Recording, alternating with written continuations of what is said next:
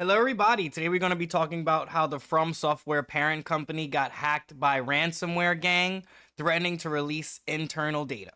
The Kadokawa Group acknowledges significant cyber attack and is currently working on solutions. The Kadokawa Group is a multinational media conglomerate whose holdings include Elden Ring developer Fromsoftware and Anime News Network, acknowledged a significant cyber attack on Thursday and said it's currently working on solutions and workarounds for its systems.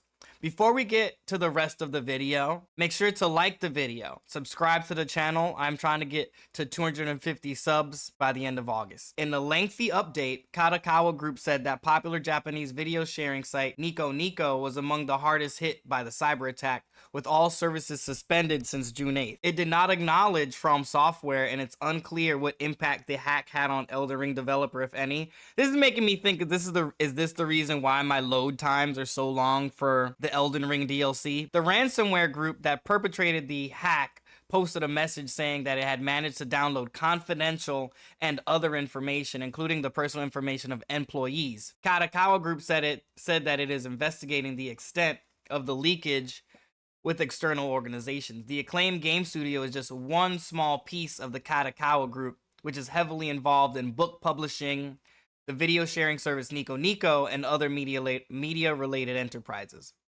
To clarify, it was the company within the company Nico Nico that got hacked, which is part of the Kadokawa Group. Just like Fromsoftware is part of it and Anime News Network is part of it. Nico Nico focuses more on media, not gaming or game development, from the research that I was doing. So to touch back on it, on Saturday, June 8th, the servers located in the Kadokawa Group's data center experienced a significant cyber attack, including ransomware, targeting Nico Nico and the related services. The company wrote, Kadokawa is currently considering solutions and workarounds quickly on a company-wide basis in order to normalize its systems and business activities. Kadokawa does not mention Fromsoftware anywhere in its disclosure of affected businesses, so it's possible the studio's data and systems were not compromised in the attack. The Kadokawa Group added that it doesn't retain credit card information in its systems and is currently looking to publish an update on its systems and the ransomware hack in July. The good thing about not retaining credit card information, unlike a lot of other gaming studios, that the moment they're hacked, you have to change your credit card and passwords and everything else if you have it connected to, let's say, your PlayStation. I'm looking at you, Sony. We haven't forgiven you yet for that hack that happened to our PS3 systems. The ransomware gang responsible for the hit threatens to disclose 1.5 terabytes of data and detailed personal information on employees unless a fee is paid. However, the company is currently investigating the leak's extent with external partners working on solutions and workarounds for its systems. I've been looking everywhere to find the amount that these cyber criminals want for ransom money, and I can't find the exact dollar amount, but usually they ask for $100,000 or more, so that's what I'm guessing they're asking for. In the recent days, the studio has released Shadow of the Erdtree to great acclaim, but the joy appears to be short-lived and certainly not shared at the parent company given the seriousness of the cyber hit.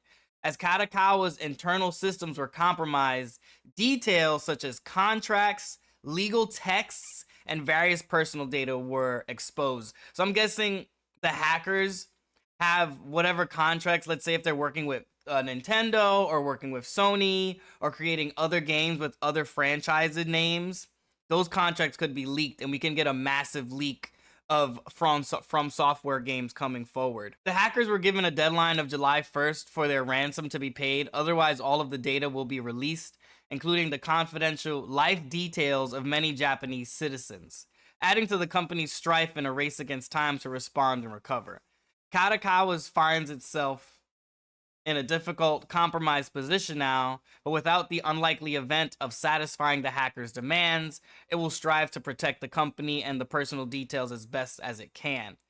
The company has pledged to provide further updates as soon as possible and reiterated its deepest apology to its customers and all those concerned for their considerable inconvenience and trouble this matter has caused. So it's looking like even if the hackers are asking for money, they didn't take anything that's too important and they're willing to not pay the hackers. But I bet any money, if they had credit card information, it'd be a lot bigger of a problem that they would be facing. And again, I'm making this story because I'm not hearing any of this in the news or other media sources about Fromsoftware getting hacked. Well, not Fromsoftware, Kadokawa Group, who kind of owns Fromsoftware. Because this is kind of important. Like, this just keeps happening over and over, which is what I'm going to mention again, about people hacking these gaming companies and then putting ransoms out for their information. Kadokawa's publication business and web services and merchandise businesses were directly impacted by the ransomware attack, with system failures being reported across the board.